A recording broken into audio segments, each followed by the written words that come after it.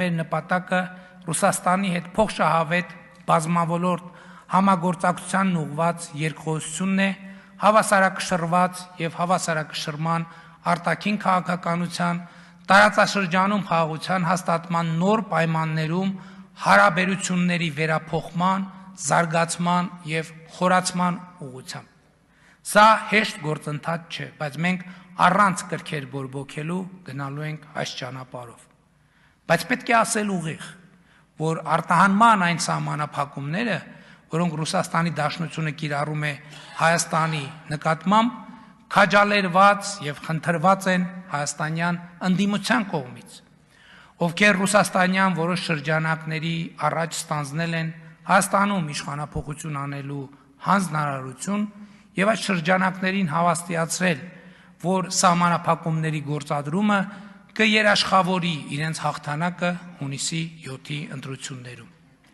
Հայաստանյան այդ նույն շրջանակները, հիմա էլ ռուսաստանյան այդ նույն շրջանակներին հավաստիացնում են, որ եթե սահմանափակումները շարունակվեն եւ ավելի խստացվեն, իրենք վստահաբար փողոցային պայքարով իշխանափոխություն կանեն։ Գաղտնի պլանը, որի մասին խոսում էր պատերազմի եռագլուխ կուսակցության առաջնորդներից մեկը հենց սա է։ Ըստ այդ պլանի,